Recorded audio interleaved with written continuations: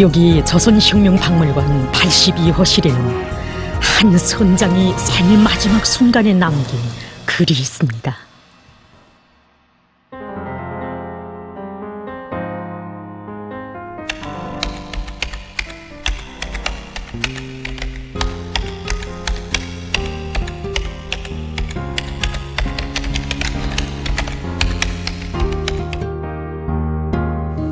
여기 전시된 자료는 2012년 12월 9일 당시 무역진배 대각봉호 선장이었던 한강겸 동지가 최후의 시각을 앞두고 남긴 유서입니다. 동해안의 온화한 바닷가에서 그의 시신이 발견되었는데 그때 그의 몸에서 물 한 점 스며들지 않은 위대한 수령님과 위대한 장군님의 처상가 정중히 모셔져 있는 이 수멜 버가남이 나왔고 또 그 속에 바로 이 유서도 들어있었습니다. 후에 우리가 해당 일꾼들의 이야기를 들은 데에 의하면 그때 그 선장뿐 아니라 30여 명 선원들 모두에게서 하나같이 이런 수멜 버가남과 함께 백유란상의 용상작품이 나왔다고 합니다. 우리의 취재는 이렇게 돼서 시작됐습니다. 그때로부터 세월은 많이 더 흘렀지만 이곳 육해원성 사람들의 가슴에는 한강겸 동지를 비롯한 대각봉호 선원들에 대한 추억이 오늘도 뜨겁게 자리 잡고 있었습니다. 이 일꾼이 당시 육해원성에서 대각봉호를 담당했던 동무라고 합니다. 대각봉호는 14,000톤급 무역진배였습니다. 그때 대각봉호는 1년 8개월 동안 장기 항차를 성과수로 수행하고 금방 조국으로 기항한 상태여서 선장과 정치부장을 비롯한 몇몇 선원들이 휴가를 받고 집에 가 있었습니다. 그때로부터 일주일 지나서 갑자기 긴급 화물송이 제기되었습니다.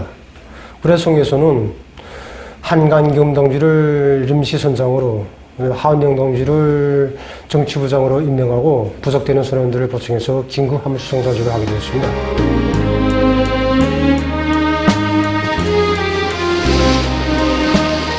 (2012년 12월 8일) 32명의 선원들이 5,900여 톤의 화물을 실은 대각봉호에 몸을 싣고 김책항을 출발했습니다. 하늘에는 하얀 구름이 높이 들려져 있었고 바다 위에는 잔잔한 물결이 출렁이었습니다. 추운 계절에 어울리지 않게 따뜻한 날씨였습니다.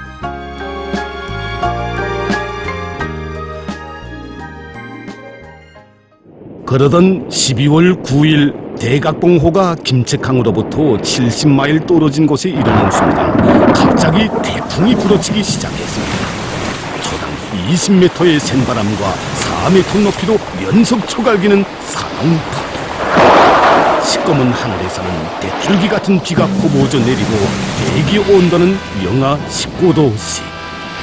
배가 경사진다. 화물이 우측으로 쏠린다. 본사 대긴급 한시 이창에서 화물이 쏠리기 시작함. 배가 한쪽으로 기울기 시작한다. 근무를 교대하고 올라와서 약간의 위생 사업을 하고 휴식하였습니다. 그런데 1시쯤 돼서 배 자체 경보가 울렸습니다. 그래서 이 경보는 배 경사가 너무 세기 때문에 배에선 원래 한 25도 경사지게 되면 주기관이 윤활유 흡입하지 못합니다. 그래서 이거 윤활유라는 게 사람으로 말하면 피나 같은데, 그러니까 윤활유 공급이 안 됨으로 해서 기관 자동 정지됩니다. 그래서 그 자동 경보 신호책에 따라서 모든 배 선원들이 일제히 그 복구 전투에 진입했습니다. 그래서 기관실에 내려가니까 말이 아니었습니다. 안하게 상태는 위에서는 거쳐가지 못한 물건들이 떨어지고 물이 흐르고 윤활유가 흐르고 뭐 그 속에서도 이거 지금 한조는 버죽했고 윤활유를 뽑아서 주변에 유쾌한 전투를 벌였고 배가 흔들리지, 바닥은 미끄럽지, 바퀴째다가 조금 봉고마저 또 냉겨주다가 몸이 흔들리면서 훔쳐거리지. 그래도 욱해서라도 이 배를 살리겠다고 그 악전거투하는 모습은 차마 뭐 정말 형상하기 힘든 정도였습니다.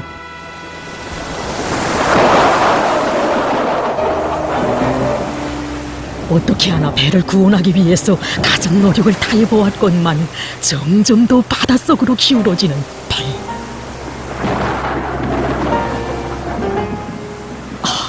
이것은 무엇을 의미하던가? 누구도 한마디의 말도 입 밖으로 꺼내지는 않았지만 그 의미가 무엇인지 모두 알았습니다. 배의 침묵, 그것이었습니다. 이것은 곧 시간 문제였습니다. 하다면 이제 우리는 무엇을 해야 하는가? 나와 사등분은 맨 밑 기관실에서 옥해서라도 배를 세우기 위해서 바라스트 작업을 진행하고 있었습니다. 작업하다가 기관실에서 미끄러져서 다리가 골절됐습니다. 잘 움직이지 못하는 상태였기 때문에 집합장소에 겨우에서 이게 악전구태에서 올라가 보니까 거기에는 기본 성원들이 다 왔는데 바스에 숨이 버너스를 다 있고 다 보니 이 목에는 이게 머신통들이 안전하게 머실 수 있지 않겠습니까?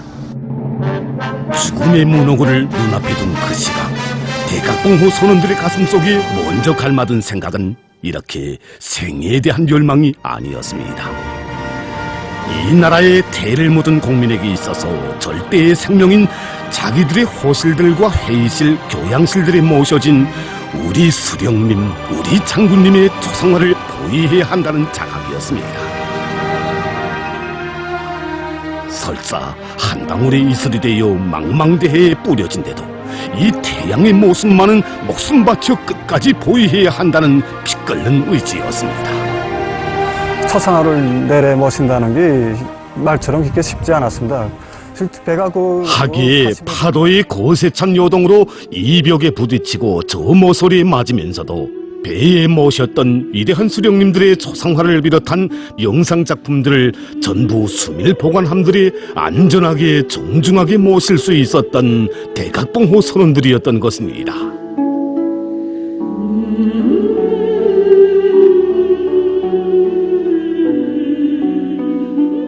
누구나 최후의 시각이 오면 생각이 많아진다고 합니다.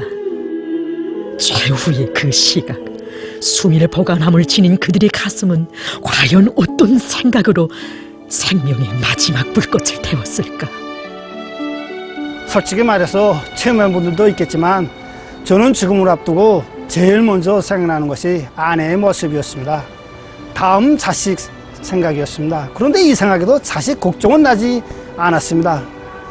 저국에서 응당 돌봐주겠지라는 생각이 났던 것입니다. 망망대해에서 밤이 오면 마음에 더욱 따뜻이 안겨들던 사랑하는 처자들의 모습이었습니다. 이제 3일 있으면 사랑하는 딸이 돌하고 석달이 되는 날이라고 하며 손에서 딸의 사진을 놓지 못하던 황경철 동무. 딸이 자기를 닮아 머리가 좋다고 하면서 짬만 있으면 딸 자랑을 하느라 여념이 없던 김영섭 동무. 한가슴을 그리도 뜨거운 그리움에 불타게 해주던 가족들의 큰 미래가 어찌하여 최후의 그 시각엔 그들의 넓은 가슴들에 파고들지 않았던가. 그들의 마음속에는 하나의 믿음이 있었습니다. 자식들의 앞날을 보살펴줄 어머니 품, 조국에 대한 절대의 믿음, 이것이었습니다. 자기들의 어린 시절이 흘렀고 오늘도 내일도 자식들이 웃으며 자랄 것이라는 절대의 신념이 그들의 심장 속에 억척같이 뿌리내려 있었던 것이었습니다. 이것이 대각봉호 선원들이 계단 모서리와 벽체에 부딪혀 머리가 터지면서도 팔다리가 골절되어 기어다니면서도 순간도 품 안에서 떼놓지 않은 수밀 보관함입니다. 이 비상모심함은 우리가 그 2중 3대 혁명불능기를 쟁취하는 과정에 특별히 제작 완성한 겁니다. 그래서 원래 이 비상모심함은 수지봉으로 되어 있었습니다. 원안동무가 이 수지로 되는 그 비상모함이 물 깊이 2m, 3m, 10m 깊이까지 들어가도 이거 수밀이 보장될 수 있겠나. 그래서 우리 한번 우리 수압 시험 한번 해보자. 이게 돼서 실제 거기다가 정의를 하얀 정의를 말아였습니다. 말아였고 그래서 이거 분우리에서 그 바닷물 속 우리 한 5m 깊이까지 한번 여보자 이렇게 했습니다. 그래서 실제 여보니까 이었다가 한 3시간 정도 있다 꺼냈습니다. 꺼냈는데 꺼내보니까 저 한쪽 기저귀배가 젖어 있었는데 야 이거겠고 이거 관 멋을 씻거나 이렇게 생각하고 토했습니다. 과연 그 어떤 수압이나 이 타격에도 견딜 수 있는 그런 재료로 우리 만수가 있게 돼서 우리 배가 이 머심함을 딱 갖추게 됐습니다. 12월 9일 위대한 수령님들의 초상화를 안전하게 모신 불굴의 인간들이 조국에 보내는 마지막 전문이 우주 공간을 휘가르며 날아갔습니다. 경애하는 원수님을 잘 모셔주기 바람. 조국이여 안녕히. 대각봉. 대각봉. 배에서 시급히 탈출하라.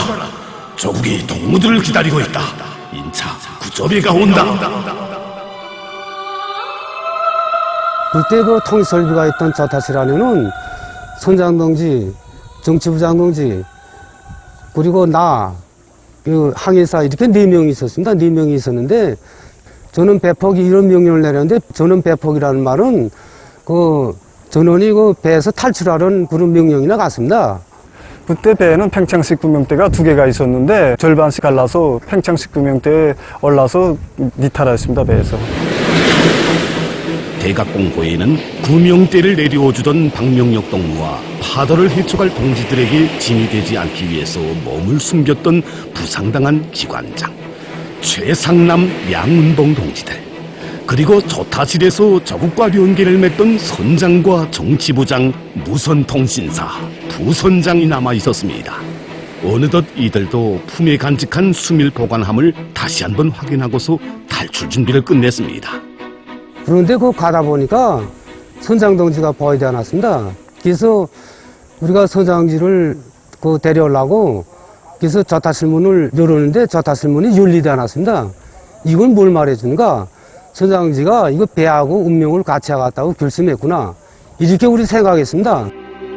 한강경 선장이 그때 선원들을 떠나보내고 서서히 바닷물 속에 가라앉는 배를 보며 무엇을 생각했는지 누구도 알 수 없습니다. 허나 그가 남긴 이 16글자가 다 말해주고 있었습니다. 아, 경의하는 김정은 동지. 그이는 장군님을 잃은 비통한 눈물이 강산에 흘러넘치던 12월의 그 나날, 허상을 서는 인민들이 선발을 올구면 안 된다고 더운 물도 끓여주고 보스에 태워 집집마다 데려다 주라며 다심한 은정을 부어주시던 자이런 어버님. 10대의 나어린 아이들에게 세상에 없는 경축대회도 마련해 주시고 나의 할아버지, 할머니들이라고 다정히 불러주시며 조국을 위해 피를 바친 전쟁 로병들을 금방석에 앉혀주신 위대한 어버이. 진정 그의 품에서 오래오래 살고 싶었습니다. 그이를 받들어 한몸 깡그리 불태우며 살고 싶었습니다. 하긴 이 16글자를 남긴 손으로 더욱 굳세게 틀어잡았으리. 내가 살아있는 한 절대로 배를 포기할 수 없다. 마지막까지 이 조타만은 놓지 않으리라.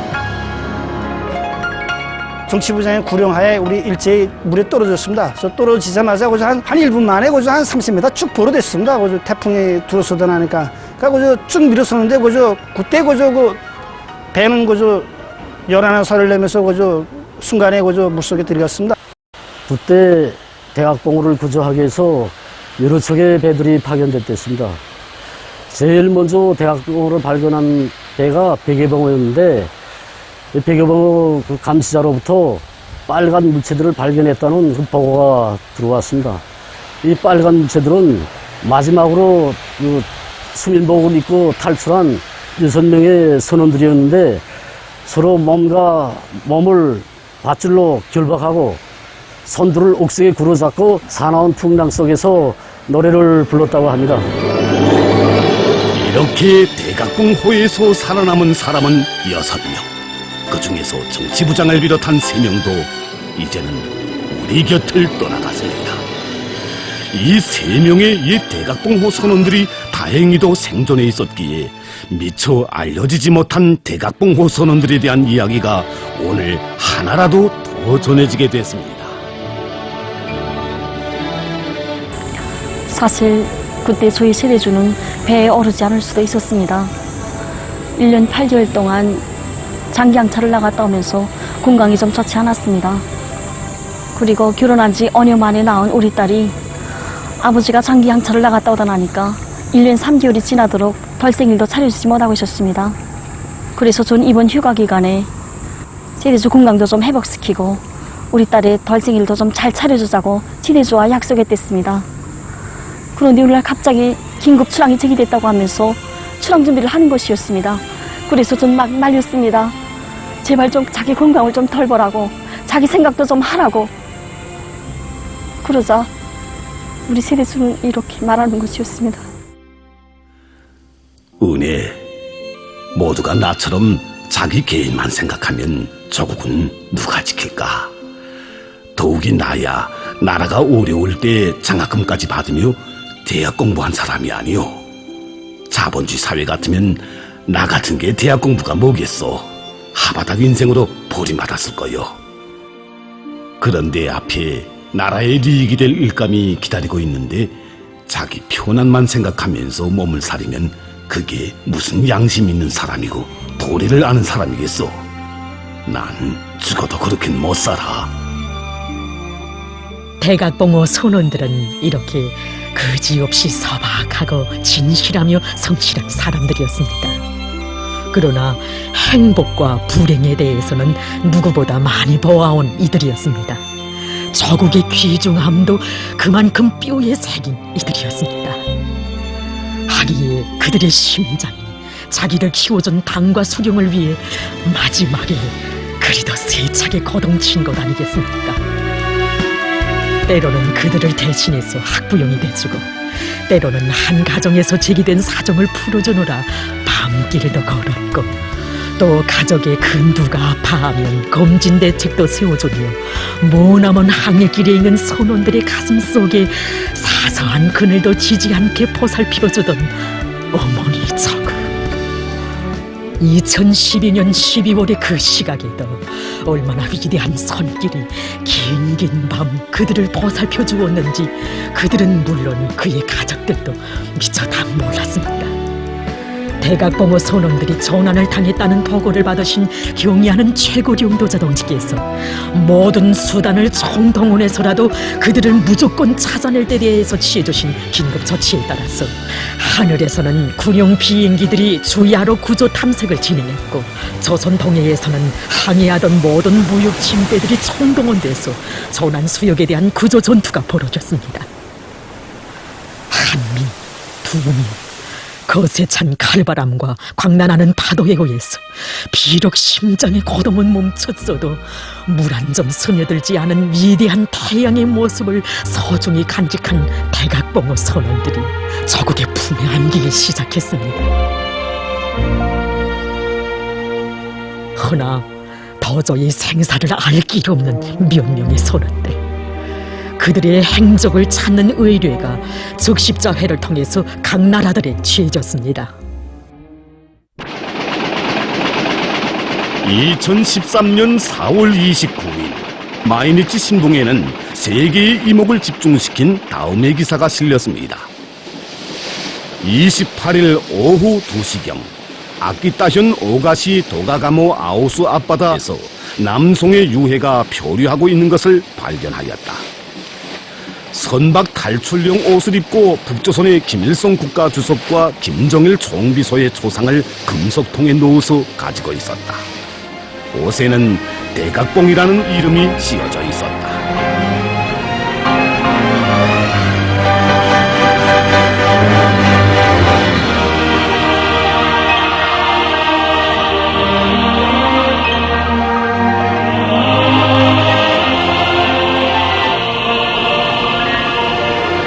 당시 대각봉호 선원들에 대한 이 기사들을 두고 세계의 신문 통신 방송들이 놀람과 찬탄, 격찬을 금치 못했습니다. 자기는 죽더라도 수령의 초상화는 끝까지 안전하게 모시려는 대각봉호 선원들의 투철한 수령 결사옹이 정신에서 자기 령도자의 두리에 굳게 뭉친 조선인민의 정신력을 깊이 알게 된다. 일반적으로 바다에서 시신이 발견되면 국적이 확인되지 않는 경우 그 나라 공동묘지에 묻히고 맙니다. 그러나 우리 선원들이 입은 수밀복에는 위대한 수령님들이 초상화가 정중히 모셔져 있었기 때문에 공화국 공민이라는 국적이 확인되게 되었습니다. 결국 위대한 수령님들의 위대성과 경의하는 원스님이 높으신 권위로 해서 무주거원이 될 뻔했던 우리 7명의 선원들이 조기의 품에 안길 수 있게 되었습니다. 대각봉어 선원들이 발휘한 수령 결성의 정신에 대해서 황금 만능의 자본주의 사회가 어찌 달이할 수 있으랴. 하지만 이것만은 다시 한번 깨달았으리. 우리의 사회주의가 모진 광풍 속에서도 왜서 그처럼 끄떡없는지, 어찌하여 우리의 사회주의 저국이 이 세상 그 누구도 넘보지 못하는 강대국으로 비용떨치고 있는가를, 자기 영도자에 대한 충실성을 제일 생명으로 간직한 투철한 신념의 소유자들인 우리 인민, 자기를 키워준 영도자를 위해서 땀을 바치면 위훈을 주고 피를 바치면 영생을 주는 우리 적국, 그 무엇으로서도 가릴 수 없고 뗄래야 뗄 수 없는 영도자와 인민이 굳게 결합된 바로 이것이 강대한 조선의 최강 무기임을 세계는 다시 한번 똑똑히 보았습니다. 바로 여기에 대각봉어 선원들이 이 땅에 남긴 생의 빛나는 흔적이 있는 것입니다.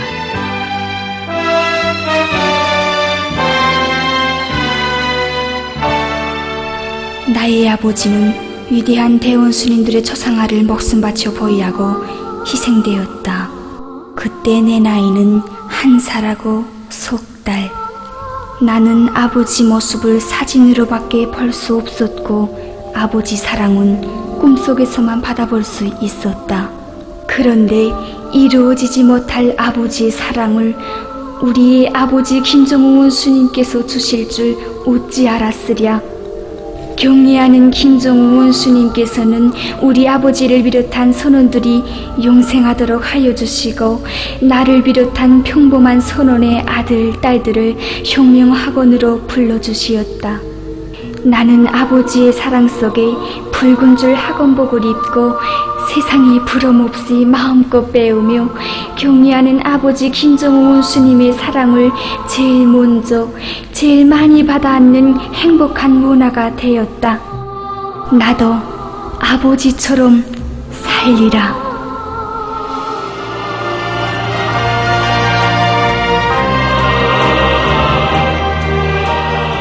황경철 덕무와 김영섭 덕무를 비롯해서 젊은 나이에 대각봉호 선원들이 맡기고 간 자녀들은 오늘 만경대 혁명학원과 강반석 혁명학원에서 혁명의 골간으로 자라고 있습니다.